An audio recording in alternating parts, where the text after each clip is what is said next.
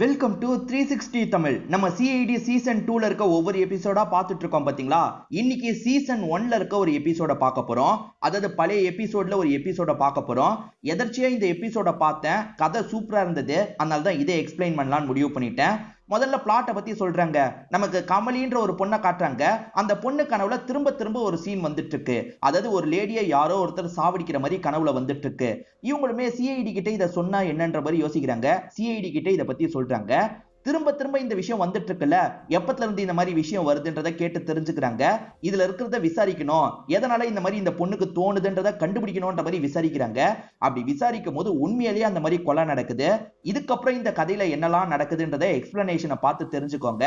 எக்ஸ்பிளனேஷனுக்குள்ள போறதுக்கு முன்னாடி வீடியோக்கு ஒரு லைக்க போடுங்க. அதே மாதிரி இந்த எக்ஸ்பிளனேஷன் பிடிச்சிருந்ததுன்னா ஐப்னு ஒரு ஆப்ஷன் இருக்கும், அது பண்ணுங்க. அப்பதான் உங்களை மாதிரி பாக்குற நிறைய பேர்கிட்ட இந்த வீடியோ கொண்டு போய் காட்டும். சரி, மேற்கொண்டு பேசி டைம் வேஸ்ட் பண்ணாம நம்ம நேரடியா எக்ஸ்பிளனேஷனுக்குள்ள போயிடலாம். இந்த எபிசோடு ஸ்டார்டிங் சீனே கமலின்ற ஒரு பொண்ணை காட்டுறாங்க. இவங்க காலேஜ் ஸ்டூடெண்டா இருப்பாங்க. இவங்க நல்லா டிராலாம் பண்ணுவாங்க. இப்ப நைட்டு தூங்கிட்டு இருக்கும் போது இவங்களுக்கு ஒரு கெட்ட கனவு வருது. சில பிளேஸ்லாம் இவங்க மைண்டுக்குள்ள வந்துட்டு இருக்கு. அதே சமயம் ஒரு நபர் இருக்கார்ல, ஓடிட்டு இருக்க ஒரு லேடியை கன்னை வச்சு ஷூட் பண்றாரு. ஓடிட்டு இருக்க அந்த லேடியோட ஃபேஸ் கிளியரா தெரியல, அவங்க பிசிக் எப்படி இருக்கும்ன்றது மட்டும் தெரியுது. அவங்கள பொறுத்த வரைக்கும் ரெட் கலர் சாரி தான் போட்டிருக்காங்கன்னு தெரிய வருது. அந்த நபரோட ஃபேஸும் தெளிவா தெரியல, அவர் ஷூட் பண்றாரு. இது திரும்ப திரும்ப இவங்களுக்கு கனவா வந்துட்டு இருக்கு போல. சட்டுன்னு இவங்களுமே தூக்கத்துல இருந்து எந்திரிச்சிடுறாங்க. இது ஃபர்ஸ்ட் வாட்டி வரது இல்ல, அடிக்கடி இவங்களுக்கு இப்படி வருது போல. இவங்களை பொறுத்த வரைக்கும் வரைவாங்கன்னு சொன்னா பாத்தீங்களா, இவங்களுக்கு கனவுல என்னெல்லாம் வருதோ அதெல்லாம் அப்பப்ப வரைவாங்க. அப்படி வரைஞ்சி இவங்க கனவுல வந்த ஒவ்வொரு கிளிப்பிங்கையும் வரைஞ்சு வச்சிருக்காங்கன்னு தெரிய வருது. இத பத்தி சிஐடி கிட்ட சொன்னா என்னன்ற மாதிரிலாம் யோசிச்சுட்டு இருக்காங்க. கமலின்னு ஒரு பொண்ணை காமிச்சாங்கல்ல, அந்த பொண்ணோட அப்பாவை காட்டுறாங்க. இவரோட பேரு அசோக் அப்படின்றது. அசோக் எதிர உட்காந்துட்டு இருக்காரு பாத்தீங்களா, அவர் பேரு வந்து ரேவந்த் அப்படின்றது. இவங்க ரெண்டு பேருமே பிசினஸ் பார்ட்னர்ஸா இருப்பாங்க. இவங்க ரெண்டு பேர் மட்டும் இல்ல, வேற ஒருத்தரும் பிசினஸ் பார்ட்னரா இருப்பாரு. அவர் பேரு மகேஷ் அப்படின்றது. மகேஷ் இன்னும் வராம இருக்காரு அப்படின்ற மாதிரி இவங்களுக்குள்ள பேசிட்டு இருக்காங்க. அப்ப ரேவந்த் இருக்காருல, இப்ப கமலி ஓகேவான்னு கேக்குறாரு. இல்ல, டூருக்கு போயிட்டு வந்ததுல இருந்து என்னாச்சுன்னே தெரியல, அடிக்கடி கெட்ட கனவு வருதுன்னு சொல்றா, ஒண்ணுமே எங்களுக்கு புரிய மாட்டேங்குது அப்படின்ற மாதிரிலாம் அசோக் பேசிட்டு இருக்காரு. இந்த சமயம் அந்த மூணாவது பார்ட்னருக்கு கால் பண்ணலான்ற மாதிரி அசோக்கோட ஒய்ஃப் தான் கால் பண்ணிட்டு இருக்காங்க. இவங்க பேரு நந்தினி அப்படின்றது. என்ன கால் பண்ணி பாத்தியான்ற மாதிரி ஹஸ்பண்ட் கேக்குறாரு. ட்ரை பண்ணிட்டு இருக்கேன், கால் போகவே மாட்டேங்குதுன்ற மாதிரி சொல்றாங்க. திரும்ப திரும்ப நந்தினி இருக்காங்கல்ல, அந்த மூணாவது பார்ட்னரான மகேஷ்க்கு கால் பண்ணிக்கிட்டே இருக்காங்க. ஒரு ஸ்டேஜ்ல மகேஷ்க்கு கால் போயிருது. அவர் போலீஸ் ஸ்டேஷன்ல இருக்கிறதா சொல்றாரு. இது போலீஸ் ஸ்டேஷனா அப்படின்ற மாதிரி இவங்க ஆச்சரியப்பட்டு இருக்காங்க. இதை கவனிச்சிட்டு இருக்க மத்த ரெண்டு பார்ட்னர்ஸ் இருக்காங்கல்ல, என்னாச்சு அப்படின்ற மாதிரிலாம் ஒய்ஃபு கிட்ட கேக்குறாங்க. அவன் ஒய்ஃபை மிஸ் ஆயிட்டாங்களாம், அதனால தான் போலீஸ் ஸ்டேஷனுக்கு போயிருக்கானா அப்படின்ற மாதிரி இவங்க சொல்றாங்க. இது மகேஷ் ஒய்ஃப் மிஸ் ஆயிட்டாங்களா அப்படின்ற மாதிரி இவங்க ரெண்டு பேர் ஷாக் ஆகுறாங்க. அப்படியே கட் பண்ணி நமக்கு கமலியை காட்டுறாங்க. கமலி சிஐடி கிட்ட போறத பத்தி அப்பா கிட்ட கூட சொல்லியிருக்க மாட்டாங்க. இப்ப சிஐடி டீமை சேர்ந்தவங்கள பாக்குறதுக்காக வந்திருக்காங்க. சார், திரும்ப திரும்ப எனக்கு கனவு வந்துட்டு இருக்கு சார், இது நிஜத்தையும் நடந்துருமான்ற மாதிரி எனக்கு பயமா இருக்கு சார், அதனால தான் உங்ககிட்ட சொல்றதுக்காக வந்திருக்கேன். என் கனவுல என்னெல்லாம் வந்ததோ அது எல்லாத்தையும் நான் வரைஞ்சிருக்கேன் சார், பாருங்கன்ற மாதிரிலாம் காமிச்சிட்டு இருக்காங்க. நீ யாரு என்னன்ற மாதிரி சிஐடி டீமை சேர்ந்தவங்க கேக்குறாங்க. இவங்களுமே அசோக்கோட பொண்ணுன்றதா சொல்றாங்க. அசோக் ஓரளவுக்கு எல்லாருக்குமே தெரிஞ்ச பிசினஸ் மேன் தான் போல. ஓஹோ, அவரோட பொண்ணான்ற மாதிரி இவங்க கேட்டு வச்சுக்கிறாங்க. சரிம்மா, இந்த கனவு எத்தனை மாசமா உனக்கு வருது அப்படின்ற மாதிரி கேக்குறாங்க. சார், மாச கணக்குல இல்ல சார், கடைசி ஒரு வாரமா தான் இந்த கனவு வந்துட்டு இருக்கு, எதனால திடீர்னு வர ஆரம்பிச்சதுன்னு தெரியல அப்படின்ற மாதிரி சொல்றாங்க. சரி, கடைசியா எப்பத்துல இருந்து வர ஆரம்பிச்சது யோசிச்சு சொல்லுன்ற மாதிரி கேக்குறாங்க. என் ஃப்ரெண்ட்ஸ் ரெண்டு பேர் கூட ஒரு ட்ரிப்புக்கு போனேன் சார், திரும்பி வந்துட்டு இருக்கும் போது ஒரு ஷாக்கிங்கான விஷயத்த பார்த்தேன், மயங்கி விழுந்துட்டேன், அப்பத்துல இருந்து தான் இந்த கனவு எனக்கு வர ஆரம்பிச்சது அப்படின்ற மாதிரிலாம் சொல்றாங்க. ரெண்டு ஃப்ரெண்ட்ஸ் கூட வரும்போது தான் இந்த விஷயம் நடந்திருக்கு அப்படிதானே, அந்த ஃப்ரெண்ட்ஸோட டீடைல் தர முடியுமான்ற மாதிரி கேக்குறாங்க. இந்த பொண்ணு டீடைல் எல்லாம் தந்துடுறாங்க. கனவுல வரதெல்லாம் நிஜத்துல நடக்க வாய்ப்பு இருக்குன்னு சொல்லுவாங்கல்ல சார், அதான் எனக்கு ரொம்ப பயமா இருக்கு சார், ஒருவேளை இது நிஜத்துல நடக்க போகுதுன்னா அதை ஸ்டாப் பண்ணுங்க அப்படின்ற மாதிரிலாம் இந்த பொண்ணு சொல்லிட்டு இருக்காங்க. நீ கவலைப்படாத, நாங்க பாத்துக்கிறோம் அப்படின்ற மாதிரி எட்டு சொல்றாரு. இந்த பொண்ணை கூட்டிட்டு போங்கன்ற மாதிரி டீம் கிட்ட சொல்றாரு. டீம்ல சிலர் மட்டும் இந்த பொண்ணை இங்கிருந்து கூட்டு போயிடுறாங்க. இந்த பொண்ணு சொல்றத சாதாரணமா நம்ம கடந்துட்டு போக முடியாது, இதுல என்னதான் இருக்குன்றத கொஞ்சம் விசாரிப்போம். இந்த பொண்ணு சில பகுதியெல்லாம் வரைஞ்சிருக்கால, இந்த பகுதியை ட்ரேஸ் பண்ணி கண்டுபிடிக்கிறதுக்கு ட்ரை பண்ணுங்கன்னு சொல்றாரு. சரின்ற மாதிரி ஆளுங்க ஏத்துக்கிறாங்க. மகேஷ்னு ஒருத்தர் போலீஸ் ஸ்டேஷன்ல இருக்கிறதா சொன்னாரு பாத்தீங்களா, அதனால அசோக்கோட ஒய்ஃப் நந்தினி இவருக்கு சப்போர்ட்டிவா இந்த இடத்துக்கு வந்திருக்காங்க. இவருமே என்னோட ஒய்ஃப் காணோம் சார், 2 நாளா காணோம் சார், எனக்கு ரொம்ப கஷ்டமா இருக்குன்ற மாதிரிலாம் பேசிட்டு இருக்காரு. ப்ளீஸ் சார், சீக்கிரமா கண்டுபிடிச்சிருங்கன்ற மாதிரி நந்தினியும் பேசிட்டு இருக்காங்க. சரி, டீடைல்லாம் தாங்க, போட்டோலாம் தாங்க அப்படின்ற மாதிரி இவர் வாங்கிட்டு இருக்காரு. வாங்கின போலீஸ் இருக்காருல, சரி மிஸ் ஆகிறதுக்கு முன்னாடி கடைசியா என்ன கலர் Dress போட்டிருந்தாங்க அதை சொல்லுங்கன்ற மாதிரி கேக்குறாரு. அப்ப இந்த ஹஸ்பண்ட் இருக்காருல, கடைசியா ரெட் கலர் சாரி தான் போட்டிருந்தா அப்படின்ற மாதிரி சொல்லிட்டாரு. சோ ரெட் கலர் saree போட்டவங்க தான் இறந்த மாதிரி அந்த பொண்ணுக்கு கனவுல வந்துச்சு பாத்தீங்களா. சோ இவரோட ஒய்ஃப் கூட இறந்து போயிருக்கலாம்ன்ற மாதிரி நம்மளுக்கு காட்டுறாங்க. உங்களுக்கும் உங்க ஒய்ஃபுக்கும் நடுவுல ஏதாவது பிரச்சனை வந்ததா அப்படின்ற மாதிரி போலீஸ் கேக்குறாரு. சே அப்படிலாம் எதுவுமே இல்லன்ற மாதிரி மகேஷ் இந்த இடத்துல சமாளிச்சிட்டு இருக்காரு. அப்படியே கட் பண்ணி அபிஜித் நமக்கு காட்டுறாங்க. ரெண்டு பேரை பாக்குறதுக்காக வந்திருக்காரு. இவங்க ரெண்டு பேர் தான் அந்த பொண்ணோட ஃப்ரெண்ட்ஸா இருப்பாங்க. நீங்க ட்ரிப்புக்கு போயிட்டு வரும்போது ஏதோ பாத்தீங்களாமே, என்ன பாத்தீங்க தெளிவா சொல்லுங்கன்ற மாதிரி கேக்குறாரு. இவங்க ரெண்டு பேருமே சொல்ல ஆரம்பிக்கிறாங்க. ஆக்சுவலா மூணு பேருமே ஜாலியா பேசிக்கிட்டே ஜீப்ல வந்துட்டு இருந்திருப்பாங்க. காட்டு பகுதியில தான் இவங்க வந்துட்டு இருந்திருப்பாங்க. அந்த இடத்துல வேட்டையாடுற மாதிரி ஒரு நபர் இருப்பாரு. அவர் ஒரு முயலை துரத்திட்டு போயிருப்பாரு. இவங்க குறுக்க வந்ததுனால இவங்கள நோக்கி கன்னை பாயிண்ட் பண்ணிருப்பாரு. அதை பாக்குற இவங்க ரெண்டு பேர் சாதாரணமா தான் ஷாக் ஆயிருப்பாங்க. ஆனா அந்த கமலி இருக்காங்கல்ல, ஷாக் ஆனவங்க மயங்கியே விழுந்திருப்பாங்க. அப்பத்துல இருந்து தான் கமலிக்கு இந்த மாதிரி கனவு வரதா சொன்னா, என்ன ஏதுன்றது எங்களுக்கு தெரியலன்ற மாதிரி சொல்லிட்டாங்க. ஆக்சுவலா அவர் இன்டென்ஷனலா எதுவுமே பண்ணல. அவர் முயலை தான் வேட்டையாடி இருப்பாரு. குறுக்க இவங்க வந்துட்டாங்கல்ல, அதனால கன்னால பாயிண்ட் பண்ண மாதிரி இருந்திருக்கும். ஷூட்லாம் பண்ணிருக்க மாட்டாரு. ஜஸ்ட் இதுதான் நடந்தது அப்படின்ற மாதிரி சொல்லிட்டாங்க. சோ அந்த பொண்ணு கன்னால அவர் எய்ம் பண்ண மாதிரி பார்த்திருக்கா, மயங்கிருக்கா. அப்பத்துல இருந்து இந்த கனவு வருது. எதனால அப்பத்துல இருந்து இந்த பொண்ணுக்கு இந்த கனவு வர ஆரம்பிச்சது அப்படின்ற மாதிரிலாம் அபிஜித் பயங்கரமா யோசிக்கிறாரு. இப்ப அப்படியே கட் பண்ணி பூர்வி, தயா, இதை தாண்டி ஃப்ரெடியை நமக்கு காட்டுறாங்க. இவங்க எல்லாம் எந்த பகுதியை தெரியுமா தேடிட்டு இருக்காங்க? அந்த பொண்ணு வரைஞ்சிருக்கால அந்த பகுதியை தான் தேடிட்டு இருக்காங்க. இங்க எங்கேயாவது இருக்கான்ற மாதிரி ஒவ்வொரு இடமா விசாரிச்சு பாக்குறாங்க. ஒரு நபர் இருக்காருல, சரி இந்த இடத்துல தான் இந்த மாதிரி ஏரியா இருக்கும்ன்ற மாதிரி சொல்லிட்டாரு. சரி அந்த இடத்துக்கு போலான்ற மாதிரி இவங்களும் வந்துடுறாங்க. அங்க ஒரு பாலடைஞ்ச வீடு இருக்கு. அந்த வீட்டை தான் ஒருத்தர் மென்ஷன் பண்றாரு. அங்க பார்க்கலான்ற மாதிரிலாம் போயிட்டு இருக்காங்க. இத பத்தி அபிஜித் கிட்டயும் சொல்றாங்க. ஒரு ஸ்டேஜ்ல அந்த வீட்டை இவங்க ரீச் பண்ணிடுறாங்க. அந்த கமலின்ற பொண்ணு ஒரு வீட்டை வரைஞ்சா பாத்தீங்களா, அப்படியே இந்த வீட்டு கூட மேட்ச் ஆகுது. இந்த வீட்டை தான் அவ வரைஞ்சிருக்கா அப்படின்றத இவங்களுமே புரிஞ்சுக்கிறாங்க. இந்த வீட்டை பொறுத்த வரைக்கும் 20 வருஷமா யூசேஜ்ல இல்ல. அதாவது யாருமே இந்த வீட்டை யூஸ் பண்ணலன்றது இவங்களுக்கு தெரிய வருது. அக்கம் பக்கத்துல இருக்கவங்க எல்லாம் இந்த விஷயத்த சொல்லியிருப்பாங்க. சரி இந்த வீட்டுக்குள்ள போய் ஏதாவது கிடைக்குதா பாப்போமா அப்படின்ற மாதிரி யோசிச்சுட்டு இருக்காங்க. அதுக்குள்ள இந்த இடத்துக்கு போலீஸ் ஜீப் வருது. எதுக்காக போலீஸுங்க வந்திருக்காங்கன்ற மாதிரி சிஐடி டீமை சேர்ந்தவங்க விசாரிக்கிறாங்க. அப்ப போலீஸுங்க ஒரு விஷயத்த சொல்றாங்க. அதாவது மகேஷ்னு ஒருத்தர் ஒய்ஃப் காணோன்ற மாதிரி கம்ப்ளைண்ட் கொடுத்தாரு. அந்த ஒய்ஃபோட போன் சிக்னல் கடைசியா இங்கதான் கட் ஆயிருக்கு. அதனால தான் இந்த இடத்துல செக் பண்றதுக்காக வந்தோன்ற மாதிரி சொல்லிட்டாங்க. இது சிக்னல் இங்க தான் கட் ஆயிருக்கா அப்படின்ற மாதிரி இவங்க ஷாக் ஆகுறாங்க. மகேஷ் கிட்ட இத பத்தி டீடைல்லாம் விசாரிக்கிறாங்க. அப்பதான் ஒரு விஷயம் தெரிய வருது. இந்த மகேஷா அசோக்கோட பார்ட்னர்ன்ட்டு. ஓஹோ, அசோக்கோட பார்ட்னர் தான் நீங்களா? சரி வாங்க உள்ள போய் செக் பண்ணலாம் அப்படின்ற மாதிரி தயா கூப்பிடுறாரு. இப்ப போலீஸ் டீமும் வராங்க, சிஐடி டீமும் இந்த இடத்துக்கு வராங்க. இங்க ஏதாவது கிடைக்குமா அப்படின்ற மாதிரி ஒவ்வொரு இடமா இவங்க தேடி பாக்குறாங்க. ஒய்ஃபுக்கு ஏதாவது ஆயிருக்குமான்ற மாதிரி ஹஸ்பண்டும் பயத்தோட தேடி பார்த்துட்டு இருக்காரு. இது பாலடைஞ்ச வீடு இல்ல, அதனால எல்லா இடத்தையும் இவங்க செக் பண்ணிட்டு இருக்காங்க. இங்க ஒரு பாக்ஸ் இருக்கிறத தயா கவனிக்கிறாரு. இதை ஓபன் பண்ணி பார்க்கலான்ற மாதிரி ஓபன் பண்ணி பாக்குறாரு. அப்படி பார்த்தவரு ஷாக் ஆயிடுறாரு. ஏன்னா இந்த இடத்துல ஒரு லேடி இறந்து போயிருக்காங்க. ரெட் கலர் saree போட்டு தான் இறந்து போயிருக்காங்க. இதை கவனிக்கிற அந்த மகேஷ் ஷாக் ஆயிடுறாரு. சார் இவதான் என்னோட ஒய்ஃப் மீரா அப்படின்ற மாதிரிலாம் ஃபீல் பண்ணி அழுதுட்டு இருக்காரு. அந்த கமலியோட கனவுல இந்த சம்பவம் தான் வந்திருக்கு போல அப்படின்ற மாதிரி தயா யோசிக்கிறாரு. இவங்க கனவு கொலைன்ற மாதிரிலாம் பேசிட்டு இருக்காங்கல்ல, சார் எதை பத்தி சார் பேசிட்டு இருக்கீங்கன்ற மாதிரி மகேஷ் கேட்கிறாரு. இவங்களுமே அசோக்கோட பொண்ணு உங்களுக்கு தெரியும்ல, அந்த பொண்ணுக்கு இந்த மாதிரி ஒரு கனவு வந்திருக்கு அப்படின்ற மாதிரிலாம் சொல்லிட்டாங்க. அசோக்கோட பொண்ணுக்கு கனவு வரதா சொன்னாங்க. இந்த மாதிரி கனவு வந்ததா என்கிட்ட சொல்ல சார். அப்ப என்னோட ஒய்ஃப் சாகுறது அவளுக்கு முன்கூட்டியே தெரிஞ்சிருந்ததா அப்படின்ற மாதிரிலாம் கேட்கிறாரு. சார் ஒருவேளை அவ கூட பண்ணிருக்க வாய்ப்பு இருக்குல்லன்ற மாதிரிலாம் கேட்டுட்டு இருக்காரு. இப்ப ஃபாரன்சிக் டீமை சேர்ந்த தாரிகாவும் டாக்டரும் வந்துட்டு இருக்காங்க. உள்ளதான் போனோம். தாரிகா உள்ள போகும்போது டாக்டர் இங்கேயே நிக்கிறாரு. ரத்த கரையை பாக்குறாரு போல, அதனால தான் இங்கேயே நிக்கிறாரு.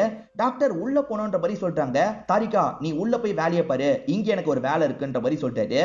அதே சமயம் அந்த அசோக்கு தகவலை கொடுத்திருப்பாங்க. வரும்போது உங்க பொண்ணு கூட வாங்கன்ற மாதிரி சொல்லியிருப்பாங்க. இப்ப ஃபேமிலியா இந்த இடத்துக்கு வந்துட்டு இருக்காங்க. பொண்ணு இந்த வீட்டை பார்த்து ஷாக் ஆயிடுறாங்க. நம்ம கனவுல இந்த வீடு தானே வந்தது அப்படின்ற மாதிரிலாம் யோசிச்சுட்டு இருக்காங்க. சுத்தி முத்தி பார்த்துக்கிட்டே இவங்களும் உள்ள வந்துட்டு இருக்காங்க. இவங்க உள்ள வந்தோடனே மகேஷ் இருக்காருல, பயங்கரமா டென்ஷன் ஆயிடுறாரு. உனக்கு இந்த வீடு தான் கனவுல வந்ததா, என் ஒய்ஃப் சாப்பிடுறது உனக்கு கனவுல வந்ததா அப்படின்ற மாதிரிலாம் கோவப்பட்டு இருக்காரு. என்ன இவர் சொல்றாரு அப்படின்ற மாதிரி அந்த பொண்ணு முழிச்சிட்டு இருக்கா. ஏன்னா அந்த பொண்ணுக்கு வந்து முகம்லாம் தெரிஞ்சிருக்காது. முகம் தெரிஞ்சிருந்தா உங்க ஒய்ஃப் தான் சாக போறாங்கன்னு முன்கூட்டியே அவ சொல்லியிருப்பா. இது இவரோட ஒய்ஃப் இறந்து போயிட்டாங்களா அப்படின்ற மாதிரிலாம் இந்த இடத்துல ஷாக் ஆயிட்டு இருக்கா. என் பொண்ணு மேலேயே கைய வைக்கிறியா அப்படின்ற மாதிரி அசோக் இந்த இடத்துல கோவப்படுறாரு. மகேஷ் ஓரளவுக்கு கண்ட்ரோல் பண்றாரு. இப்ப சிஐடி டீமை சேர்ந்தவங்க இருக்காங்கல்ல, நீ வாமான்ற மாதிரி கமலியா அந்த இடத்துக்கு கூட்டு வராங்க. உன் கனவுல ஒரு லேடி வந்தாங்கல்ல, அது இந்த லேடியா பாருன்ற மாதிரி காட்டுறாங்க. இவங்களுக்கு ஃபேஸ் தெரியல, பிசிக் மட்டும் தான் தெரிஞ்சிருக்கும். பாக்குற இவங்க இருக்காங்கல்ல, சார் கண்டிப்பா இவங்க இல்ல சார்னு சொல்றாங்க. ஆக்சுவலா மகேஷோட ஒய்ஃப்னு தெரிஞ்சோனே இவங்க இல்லன்னு முடிவு பண்ணிருப்பாங்க. இருந்தாலும் பார்க்கலான்ற மாதிரி பாக்குறாங்க. பார்த்தவங்க இல்லன்னு சொல்றாங்க. நல்லா யோசிச்சு சொல்லுமா, ஃபேஸ் வேற தெரியலன்னு சொன்னல, யோசிச்சு சொல்லுன்ற மாதிரி கேக்குறாரு. இல்ல சார், அவங்க ரொம்ப ஒல்லியா இருந்தாங்க, இவங்க மீடியமா இருக்காங்க, என் கனவுல வந்தது இவங்க இல்ல அப்படின்ற மாதிரிலாம் இந்த பொண்ணு சொல்றாங்க. அப்பதான் இந்த இடத்துக்கு டாக்டர் வராரு. தயா, இந்த இடத்துல 2 கொலை நடந்திருக்கு, இங்க ரத்தம் கிடைச்சதுல அதே மாதிரி அந்த பகுதியில ரத்தம் கிடைச்சிருக்கு, அது ரொம்ப வருஷத்துக்கு முன்னாடி நடந்த மாதிரி தெரியுது, எக்ஸாக்டான இயரை நான் செக் பண்ணி தான் சொல்லணும் அப்படின்ற மாதிரி சொல்லிட்டாரு. அப்ப இந்த இடத்துல 2 கொலை நடந்திருக்கு, இந்த கொலை கனவுல வரலனா அந்த கொலை கனவுல வந்திருக்க வாய்ப்பு இருக்கு அப்படின்ற மாதிரி டீமை சேர்ந்தவங்களா இந்த இடத்துல யோசிக்கிறாங்க. இப்ப இவங்களுக்கு மகேஷோட ஒய்ஃப் மீராவோட பாடி கிடைச்சிருக்குல்ல, மீராவை யாரு கொலை பண்ணிருப்பா, மீரா எதுக்காக இந்த இடத்துக்கு வந்திருப்பாங்கன்ற மாதிரி நிறைய கேள்வி இருக்கு. இத பத்தி மகேஷ் தான் பதில் சொல்லணும் அப்படின்ற மாதிரிலாம் யோசிக்கிறாங்க. இப்ப வெளியே போய் பேசிக்கலாம் அப்படின்ற மாதிரி வெளியே வச்சு மகேஷ் கிட்ட பேசிட்டு இருக்காங்க. அப்ப அசோக்கோட ஒய்ஃப், இதை தாண்டி பொண்ணுன்னு 3 பேருமே பக்கத்துல தான் இருக்காங்க. உங்க ஒய்ஃபுக்கும் உங்களுக்கும் ஏதாவது பிரச்சனையா, ஒய்ஃப் கடைசி சில நாளா எப்படி இருந்தாங்கன்ற மாதிரிலாம் விசாரிக்கிறாங்க.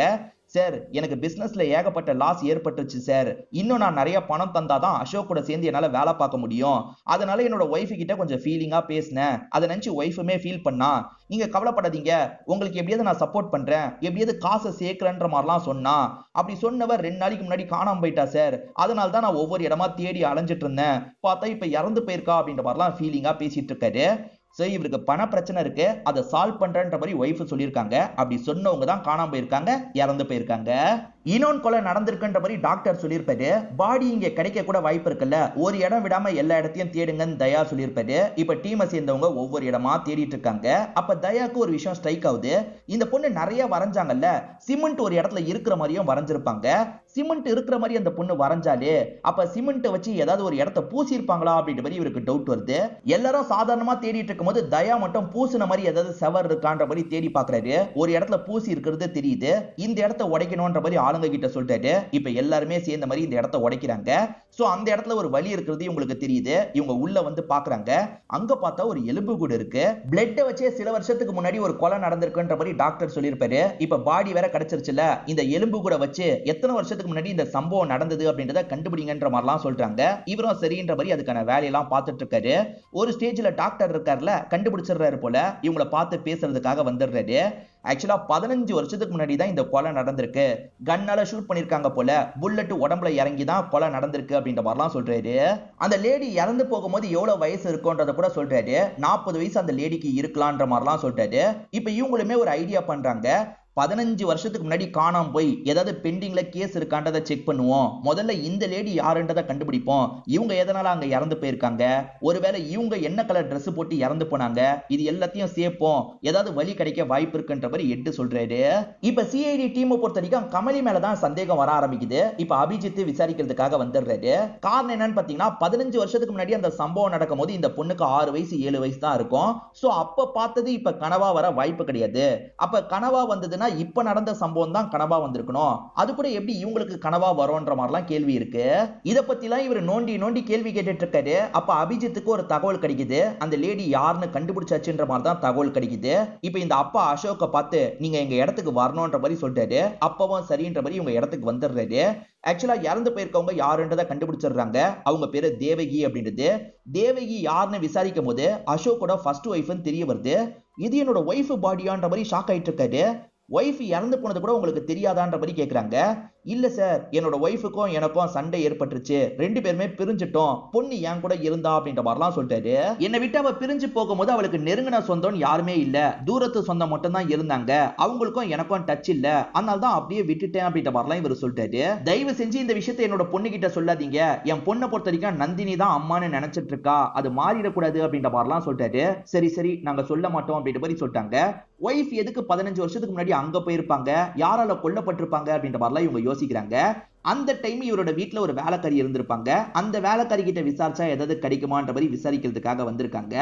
இந்த வேலைக்காரி ஒரு விஷயத்தை நான் பார்த்தேன்ற மாதிரி சொல்ல ஆரம்பிக்கிறாங்க. ஆக்சுவலா இவங்க வேலை பார்த்த டைம் ஒரு வேலைக்காரர் இருந்திருப்பாரு. டிரைவர் மாதிரி தான் அவர் ஒர்க் பண்ணுவாரு. அவர் இப்பயும் அங்கதான் இருக்காரு. அந்த சமயத்திலே அவர் என்ன தெரியுமா பண்ணிருப்பாரு, அந்த பொண்ணு உட்காந்துட்டு இருக்கும் போது அந்த பொண்ணை கொஞ்சம் டச் பண்ற மாதிரி வராது. அப்படி வந்தவர் திடீர்னு அந்த பொண்ணை பிடிச்சி தள்ளி விடுறாரு. அப்படி தள்ளி விடும் போது இந்த வேலைக்கார லேடி இந்த விஷயத்தை கவனிச்சிருப்பாங்க. இவன் எதுக்கு தள்ளி விட்டான்ற மாதிரி ஷாக்லாம் ஆயிருப்பாங்க. அதுக்கப்புறம் அந்த டிரைவர் இருக்கான்ல, இந்த வேலைக்காரி திருடிட்டா அப்படின்ற மாதிரி மாட்டி விட்டுருப்பான். இவங்களை வேலையை விட்டு தூக்கி இருப்பாங்க. அந்த டிரைவர் டிரைவர் எதுக்காக தள்ளி விட்டான்றது எனக்கு தெரியல, அந்த பொண்ணு கொஞ்ச நாள் ஹாஸ்பிட்டல்ல எல்லாம் இருந்தா அப்படின்ற மாதிரி சொல்லிட்டாங்க. அதாவது அந்த கமலின்ற பொண்ணு ஹாஸ்பிட்டல்ல இருந்தான்ற மாதிரி சொல்றாங்க. ஆக்சுவலா அசோக்கு ரெண்டாவது பார்ட்னரா ரேவந்த்னு ஒருத்தர் இருக்கிறதா சொன்னா பாத்தீங்களா, அந்த ரேவந்த் மேலே உங்களுக்கு டவுட் வருது. காரணம் அந்த டிரைவரை பத்தி இவங்க தேடும் போது, டிரைவர் நம்பரை வச்சு தேடும் போது கடைசியா அந்த ரேவந்த் கிட்ட தான் பேசியிருக்காருன்னு தெரிய வருது. இப்ப நம்பரை ட்ரேஸ் பண்ணி இவங்களுமே டிரைவர் இருக்கிற இடத்துக்கு வந்துட்டு இருக்காங்க. அந்த சமயம் டிரைவர் வந்து இந்த கமலியை கூட்டு போயிட்டு இருக்காரு. இவர் வேற வழியா போயிட்டு இருக்காரு. எதுக்கு வேற வழியா போறீங்கன்ற மாதிரி அந்த பொண்ணு கேக்குறா. ஏன்னா உன்னோட கதையை நான் முடிக்க போறேன்ற மாதிரி சொல்லிட்டாரு. என்ன பேசிட்டு இருக்கீங்க, எனக்கு பயமா இருக்கு அப்படின்ற மாதிரிலாம் சொல்றா. ஆக்சிடென்ட் மாதிரி தான் செட் பண்ணி வைக்க போறேன், நீ சாக போறதுக்கு முன்னாடி ஒரு உண்மையை சொல்லவா, உன் உண்மையான அம்மா நந்தினி கிடையாது, தேவகின்றவங்க தான் உன்னோட உண்மையான அம்மா. அந்த தேவகியோட பாடி தான் இப்ப சிஐடி டீமுக்கு கிடைச்சிருக்கு, இரு உன் கதையை முடிக்கிறேன்ற மாதிரி இவர் காலி பண்ற மாதிரி போயிட்டு இருக்காரு. அதுக்குள்ள சிஐடி டீமை சேர்ந்தவங்க இந்த இடத்துக்கு வந்துடுறாங்க. இவருமே இந்த இடத்துல சிஐடி டீம் கிட்ட மாட்டிக்கிறாரு. என்ன கொல்ல ட்ரை பண்ணான்ற மாதிரி கமலி சொல்றாங்கல்ல, யார் சொல்லி இந்த விஷயத்த பண்ண, ஒழுங்கா சொல்லுன்ற மாதிரி கேக்குறாங்க. இவனுமே அந்த ரேவந்தோட பேரை சொல்றான். இவங்களுமே ரேவந்தா இருக்கதான வாய்ப்பு இருக்குன்னு நினைச்சாங்க. இப்ப ரேவந்த் அமுக்கலான்ற மாதிரி வீட்டுக்கு வந்துட்டு இருக்காங்க. பார்த்தா ரேவந்த ஒய்ஃப் ஹாஸ்பிட்டலுக்கு கொண்டு போயிட்டு இருக்காங்க. இப்ப வந்தவங்களும் என்னாச்சு ஏதாச்சுன்னு கேக்குறாங்க. தெரியல, திடீர்னு மயக்கமாய் விழுந்து கிடந்தாரு, நான் ஹாஸ்பிட்டலுக்கு தூக்கிட்டு போறேன்ற மாதிரிலாம் சொல்றாங்க. ஆக்சுவலா தூக்கிட்டு போற வழியிலேயே இவர் இறந்து போயிடுறாரு. விஷம் தான் யாரோ தந்திருக்காங்கன்னு தெரிய வருது. இவருக்கு யாரு விஷம் தந்திருப்பா அப்படின்ற மாதிரி இவங்க யோசிச்சுட்டு இருக்காங்க. அப்ப இவன் இல்லாம வேற யாரோ இருக்காங்களோ அப்படின்ற மாதிரி டிரைவர் ஒரு பார்வை பாக்குறாங்க. சார் இவரு சொல்லிதான் பண்ண, இவருக்கு மேல இருக்கவங்கள பத்தி எல்லாம் எனக்கு தெரியாதுன்ற மாதிரி சொல்றான். 15 வருஷத்துக்கு முன்னாடி தேவகியை கொலை பண்ணது யாரு, இப்ப மீராவை கொலை பண்ணது யாருன்ற மாதிரி சிஐடி டீமே கொஞ்சம் கன்ஃபியூஸ் ஆயிருக்காங்க. எல்லார் மேலேயும் உங்களுக்கு சந்தேகம் இருக்கு. உதாரணத்துக்கு அசோக் மேலே உங்களுக்கு சந்தேகம் இருக்கு. ஃபர்ஸ்ட் ஒய்ஃபா அசோக்கே எதுக்காக கொலை பண்ணிருக்க கூடாது அப்படின்ற மாதிரிலாம் யோசிக்கிறாங்க. சோ அசோக்க சந்தேக வட்டத்துல வச்சுப்போம் அப்படின்ற மாதிரி வச்சுக்கிறாங்க. ரெண்டாவதா இவங்களுக்கு நந்தினி மேல சந்தேகம் இருக்கு. ஏன்னா அசோக் பணக்காரரு, அவரை ரெண்டாவதா கல்யாணம் பண்ணிக்கலாம், ஃபர்ஸ்ட் ஒய்ஃப் திரும்பி வரக்கூடாது, கதையை முடிச்சிடலான்றதுக்காக கூட இப்படி பண்ணிருக்கலான்ற மாதிரி சொல்லிட்டாங்க. ஆனா எட்டு இருக்காருல, இல்ல அதுல ஒரு பிரச்சனை இருக்கு. இந்த கமலி பொண்ணோட கனவுல ஒரு ஆண் ஷூட் பண்ற மாதிரி தான் வந்திருக்கு, அது உண்மைனா இது இடிக்குதே அப்படின்ற மாதிரி சொல்லிட்டாரு. இதை தாண்டி இவங்களுக்கு அந்த மகேஷ் மேலேயும் டவுட் இருக்கு. அவன் கூட ஏதாவது பண்ணிருக்கலாம், அதனால அவனோட ஒய்ஃப் இப்ப கொல்லப்பட்டிருக்கலாம் அப்படின்ற மாதிரி யோசிக்கிறாங்க. இதெல்லாம் கண்டுபிடிக்கிறதுக்கு அந்த பொண்ணு மூலியமா ஒரு ஐடியா இருக்குன்ற மாதிரி இந்த எட்டு சொல்றாரு. அந்த கமலின்ற பொண்ணோட கனவுல சில விஷயங்கள் வந்தது பாத்தீங்களா. இப்போ ஒரு டாக்டர் லேடி ஆள் மனசுக்கு கொண்டு போய் அந்த பொண்ணை பேச வைக்கிறாங்க. ஷூட் பண்ணது யாரு அப்படின்ற மாதிரி கேக்குறாங்க. இந்த பொண்ணுமே நல்லா யோசிக்கிறா. நந்தினி தான் ஷூட் பண்ணாங்க, நந்தினி தான் ஷூட் பண்ணாங்கன்ற மாதிரி சொல்றா. இது எல்லாத்தையும் நந்தினி கிட்ட காமிச்சிட்டு இருக்காங்க. நீங்க தான் இதை பண்ணிருக்கீங்க, ஒழுங்கா ஒத்துக்கோங்க அப்படின்ற மாதிரிலாம் கேக்குறாங்க. சார் என்ன சார் பேசிட்டு இருக்கீங்க, நான்லாம் இந்த கொலையை பண்ணல சார், நீங்க எவ்வளவு வேணா என்ன விசாரணை பண்ணிக்கோங்க, நான் எந்த ஒரு தப்புமே பண்ணல, தைரியமா நான் ஃபேஸ் பண்றதுக்கு ரெடியா இருக்கன்ற மாதிரி கான்ஃபிடென்ட்டா பேசுறாங்க. ஆக்சுவலா இவங்க கிட்ட போட்டு வாங்குறதுக்கு தான் சிஐடி டீம் ட்ரை பண்ணிட்டு இருக்காங்க. இவங்க கான்ஃபிடென்ட்டா பேசுறாங்கல்ல, சோ இவங்க இதுல சம்பந்தப்படல அப்படின்றத புரிஞ்சுக்கிறாங்க. ஆக்சுவலா அந்த கமலி இருக்கா பாத்தீங்களா, சும்மா தான் அப்படி பேசியிருப்பா. எல்லார் பேரையும் சொல்ற மாதிரி இவங்க வேணும்ட்டே ரெக்கார்ட் பண்ணிருக்காங்க. ஒவ்வொருத்தர்கிட்டயா காட்டுறதுக்காக தான் இப்படி ரெக்கார்ட் பண்ணிருக்காங்க. இப்ப ரெண்டாவதா இந்த இடத்துக்கு மகேஷை வர வச்சிடுறாங்க. யாரு கொலை பண்ணா கவனிச்சியான்ற மாதிரி டாக்டர் லேடி கேக்குறாங்க. மகேஷ் மகேஷ் அப்படின்ற மாதிரி இந்த பொண்ணு சொல்லிட்டு இருக்கா. இத மகேஷ் கிட்ட காமிச்சிட்டு இருக்காங்க. சரி இவ போய் சொல்லிட்டு இருக்கா சார், என் ஒய்ஃபை நான் எதுக்கு சார் கொல்ல போறேன், நான்லாம் இந்த விஷயத்த பண்ணல, இவளோட அப்பன் தான் பண்ண சொல்லியிருப்பான், நான்லாம் பண்ணல சார் அப்படின்ற மாதிரி இவர் உறுதியா சொல்லிட்டாரு. அப்ப தேவகியை நீ தான் கொலை பண்ணியான்ற மாதிரி கேக்குறாங்க. சார் என் ஒய்ஃப் மூலியமா தான் அசோக் எனக்கு பழக்கம், எங்க ரெண்டு பேருக்கு கல்யாணம் ஆகி 10 வருஷம் தான் சார் ஆகுது, எனக்கு தேவகினா யாருன்னு கூட தெரியாதுன்ற மாதிரி சொல்லிட்டாரு. அப்ப இவரும் இல்லன்ற மாதிரி இவங்க அனுப்பி விடுறாங்க.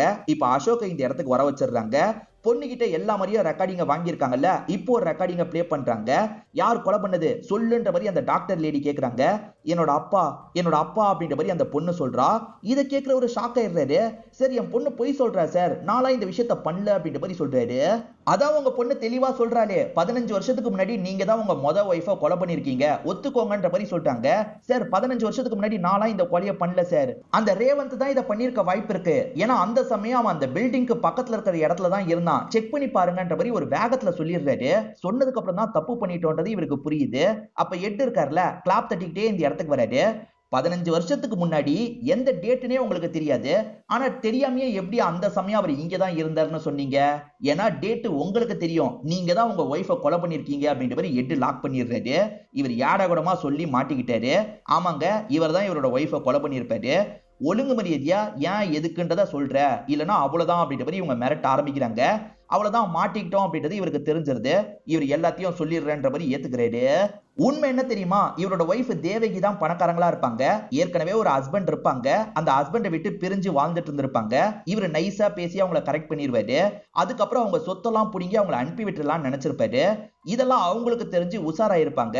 உஷாராயிட்டாலே கதையை முடிச்சிடலான்ற மாதிரி இவர் இருக்கார்ல, அந்த பில்டிங் கிட்ட கூட்டு போய் கதையை முடிச்சிருப்பாரு. இவர் கதையை முடிக்கிறதுக்காக கூட்டு போனாரு பாத்தீங்களா, அந்த சமயம் பொண்ணும் கூட வந்திருப்பா. இவர் உள்ள கதையை முடிச்சிட்டு இருக்கும் போது பொண்ணு இருக்கா பாத்தீங்களா, தெரியாம அந்த இடத்துக்கு வந்திருப்பா. உள்ள நடந்த எல்லா விஷயத்தையும் பார்த்திருப்பா.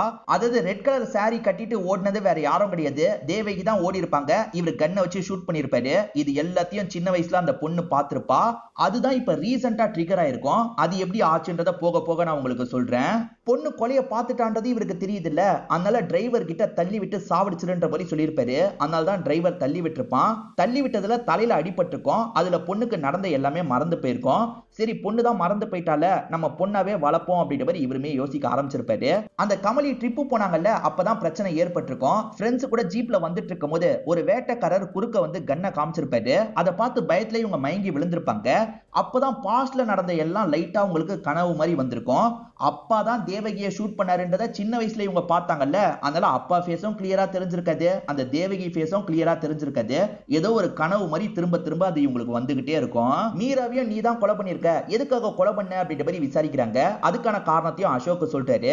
ஆக்சுவலா அசோக் மகேஷ் ஒரு குறிப்பிட்ட அமௌண்ட்டை தரணும், அப்பதான் பிசினஸை இவங்க ஸ்மூத்தா ரன் பண்ண முடியும். ஆனா மகேஷ் கிட்ட சுத்தமா காசு இல்ல. இத பத்தி மீரா கிட்ட புலம்பி இருப்பாரு. ஆக்சுவலா மீராவும் அசோக்கும் ரொம்ப வருஷமா ஃப்ரெண்ட்ஸ். அசோக் கொலை பண்ணதை பத்தி மீராக்கு தெரியும். சோ மீரா இருக்காங்கல்ல, அதை வச்சு இவரை மிரட்ட ஆரம்பிச்சிருப்பாங்க. என் ஹஸ்பண்டுக்கு நீ நிறைய காசு தரணும், என் ஹஸ்பண்டை திரும்பி பிசினஸ்ல சேர்த்துக்கணும்ன்ற மாதிரிலாம் சொல்லியிருப்பாங்க. அதெல்லாம் வேலைக்கு ஆகாதுன்றதுக்காக இவர் அந்த இடத்துக்கு கூட்டு போய் கதையை முடிச்சிருப்பாரு. அந்த இடத்துக்கு வா, காசு தரேன்ற மாதிரி வர வச்சிருப்பாரு. அந்த இடத்துக்கு வர வச்சு இவர் தான் கதையை முடிச்சிருப்பாரு. பெட்டியில போட்டு லாக் பண்ணிருப்பாரு. இதை தாண்டி ரேவந்தை மாட்டி விட்டு நம்ம தப்பிச்சிடலாம் நினைச்சிருப்பாரு. அதாவது ரேவந்த் சாப்பிட்ட சாப்பாடுல இவர் தான் விஷத்தை கலந்து தந்திருப்பாரு. ரேவந்த் சாக போறாருன்னு நல்லா தெரியும். அது தெரிஞ்சுதான் இவர் டிரைவர் கிட்ட வேணும்ட்டே ரேவந்துக்கு கடைசியா ஒரு வாட்டி கால் பண்ணு, சோ ரேவந்த் சொல்லி தான் நீ இதை பண்றேன்னு சிஐடி நம்பிடுவாங்க. சிஐடி எவ்வளவுதான் கேட்டாலும் சரி, ரேவந்த் சொல்லி தான் பண்ண, ரேவந்த் சொல்லி தான் பண்ணன்ற மாதிரி சொல்லு, இதுதான் உன்னோட வேலை, உனக்கு நிறைய காசு தரன்ற மாதிரி சொல்லியிருப்பாரு. சோ பக்கவா பிளான் போட்டு அசோக் தான் இந்த எல்லா விஷயத்தையும் பண்ணிருக்காரு. இதெல்லாம் கவனிச்சிட்டு இருக்க மகேஷ் இருக்காருல, அடிக்கிறதுக்காகலாம் வராரு. ஆனா சிஐடி டீமை சேர்ந்தவங்க தடுத்துட்டு இருக்காங்க. சோ இவர் தான் இதெல்லாம் பண்ணிருக்காருன்றது தெரிஞ்சிருச்சுல, உனக்கான தண்டனை கிடைக்கும்ன்ற மாதிரி எட்டு சொல்றாரு. இதோடயே இந்த கதையை நமக்கு முடிச்சிடுறாங்க. இந்த கதையில வந்த ட்விஸ்ட் அண்ட் டர்ன்ஸ்லாம் உங்களுக்கு ப்ராசஸ் பண்றதுக்கு கொஞ்சம் லேட் ஆகும். ஏதாவது குழப்பம் இருந்ததுன்னு வச்சுக்கோங்களேன், நீங்க இன்னொன்னு எக்ஸ்பிளனேஷனை எங்க குழப்பமாச்சோ அங்க இருந்து கேளுங்க, கிளியர் ஆயிடும். கண்டிப்பா இந்த எக்ஸ்பிளனேஷன் உங்களுக்கு பிடிச்சிருக்கும் நம்புறேன். இந்த வீடியோ உங்களுக்கு பிடிச்சிருந்ததுன்னா லைக் பண்ணுங்க, கமெண்ட் பண்ணுங்க, மறக்காம 360 தமிழ் சேனலை சப்ஸ்கிரைப் பண்ணுங்க. தொடர்ச்சியா இந்த மாதிரி வீடியோக்கள் வந்துகிட்டே தான் இருக்கும்.